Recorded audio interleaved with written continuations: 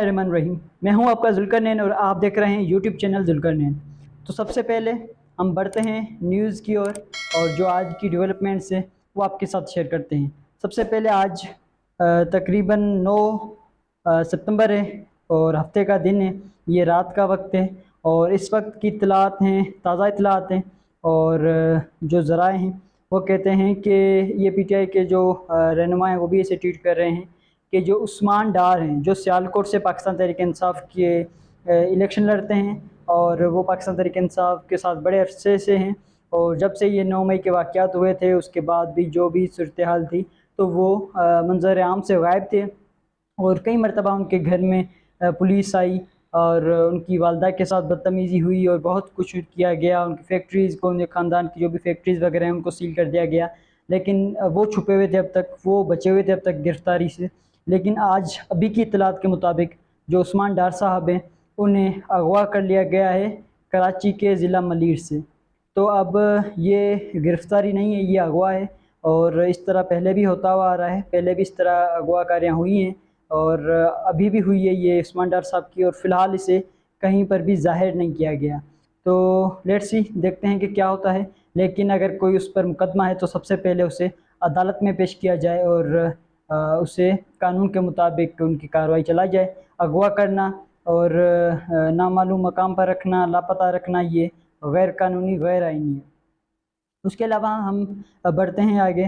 तो पाकिस्तान तहरीक इंसाफ के जो सेक्रेटरी जनरल हैं उमर अयूब साहब, उन्होंने गुज़िश्ता रोज़ अपने वीडियो मैसेज में जो सदर मुमलिकत हैं डॉक्टर आरिफ अलवी साहब, उनसे मुतालबा किया है कि आप आर्टिकल जो 48(5) के तहत आपके पास पावर है, आप इलेक्शन की डेट अनाउंस कर सकते हैं, आप इलेक्शन की डेट अनाउंस करें। उसके अलावा पाकिस्तान तहरीक इंसाफ की जो कोर कमेटी है उसने भी अपने जो एलामिया है उसमें जारी किया है ये कि जो सदर पाकिस्तान है डॉक्टर आरिफ अलवी साहब, वो आर्टिकल 48(5) के तहत जो उनका हक है, जो उनके पास आइनी पावर है, वो उसके तहत जो आम इंतखाबात की तारीख है उसका ऐलान करें। कोर कमेटी ने मज़ीद कहा कि सदर मुमलिकत डॉक्टर आरिफ अलवी इंतखाबात की तारीख नहीं देंगे तो वो आइन की बेहरमती और आवाम की बेबुनियादी जो बुनियादी दस्तूर हैं उनकी पामालियाँ होंगी, उसके हकूक़ की ख़िलाफ़ वर्जियाँ होंगी।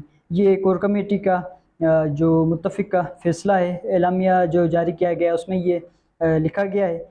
उसके अलावा जो नून लीग के रहनुमा हैं शाहिद खाकान अब्बासी सीनियर रहनुमा हैं और वो पाकिस्तान के वज़ीर-ए-आज़म भी रह चुके हैं। उन्होंने ये गुज़िश्ता रोज़ टीवी चैनल पे बैठ कर, एक टॉक शो में बैठकर बयान जारी किया उसने कि हुकूमत अगर नून लीग की वापसी आई भी सही तो अगर मरीम नवाज़ वज़ीर-ए-आज़म होंगी तो मैं उस हुकूमत का हिस्सा नहीं बनूँगा। ये अब उनका हक है क्योंकि वो और उस जैसे बाकी भी सीनियर हैं, वो उनको हक मिलना चाहिए, वो आगे आने चाहिए। लेकिन अफ़सोस के साथ कहना पड़ता है कि इस तरह नहीं होता और लाडलों को और जो शरीफ ख़ानदान और ज़रदारी ख़ानदान के जो बच्चे होते हैं उनको हुकूमत दी जाती है और जो सीनियर होते हैं सियासत में उनको कोई लिफ्ट नहीं दी जाती। उसके अलावा पाकिस्तान तहरीक इंसाफ के चेयरमैन इमरान खान साहब की जो साइफ़र केस है उसमें बग़ैर समाअत के, बग़ैर कार्रवाई चलाए 11 सितंबर तक यानी पीर तक जो समाअत है वो मुलतवी कर दी गई और उनके वकील ने कहा कि ऑफिशियल सीक्रेट एक्ट जो स्पेशल जज हैं वो छुट्टी पर हैं, जबकि गुज़िश्ता रोज़ यानी 8 सितंबर को वो जज साहब अदालत में मौजूद थे। वैसे तो वो बड़ी लंबी छुट्टी पर गए हुए हैं लेकिन गुज़िश्ता रोज़ वो मौजूद थे, अपने आए थे अदालत में और कार्रवाई उन्होंने चलाई थी, लेकिन आज वो अदालत में नहीं आए।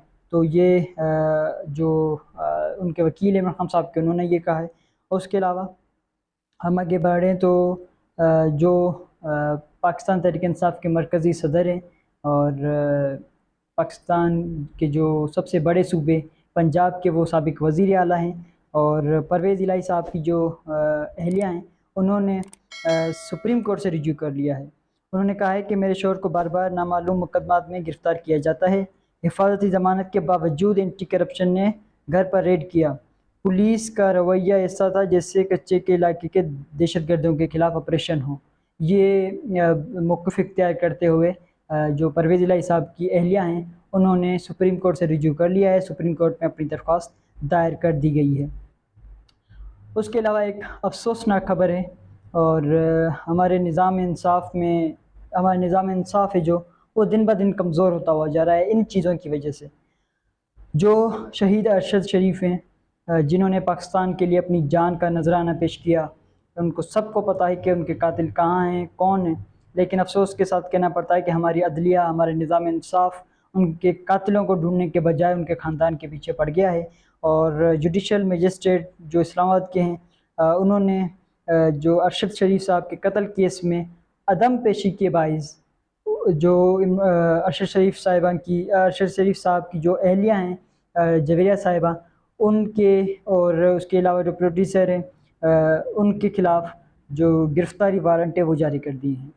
ये हमारी कोर्टों में ये हमारे जज साहिबान ऐसे फ़ैसले कर रहे हैं जहाँ उसके कातिल ढूंढने चाहिए, उनके कातिल को उनके कैफ़े किरदार तक पहुँचाना चाहिए, वहाँ जो दरख्वास्त गुज़ार हैं, जो उनकी अहलिया हैं शहीद की, उनके ख़िलाफ़ जो ज़मानत वो ख़ारिज कर दी गई और गिरफ़्तारी वारंट जारी कर दिए गए हैं। उसके अलावा हम चलते हैं इमरान खान साहब की एक बहुत बड़ी डेवलपमेंट है।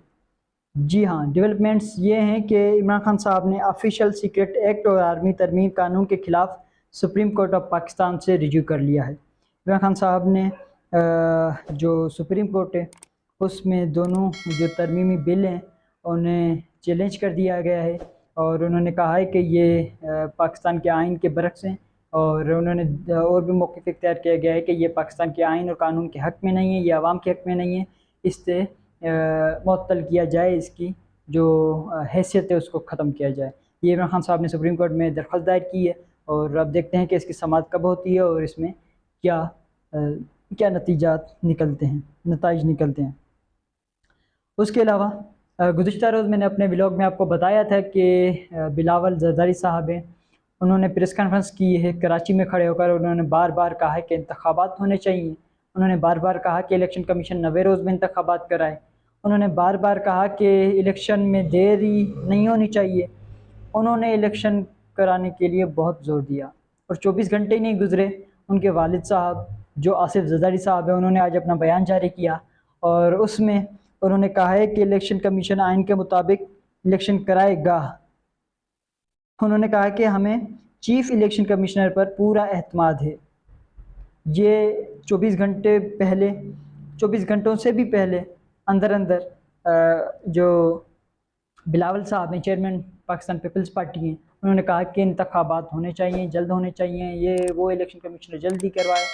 लेकिन 24 घंटों के अंदर आसिफ ज़रदारी साहब प्रेस का बयान जारी करते हैं और उसमें वो कहते हैं कि हमें इलेक्शन कमिश्नर पर पूरा एतमाद है, वो अपने वक्त पर इलेक्शन करवाएगा। उसके अलावा उन्होंने कहा कि जो हल्का बंदियाँ हैं वो होनी चाहिए, और उसमें आपको पता है कि हल्का बंदियाँ और ये सब कुछ जो होता है तो इसमें तकरीबन 3 से 4 माह लगते हैं।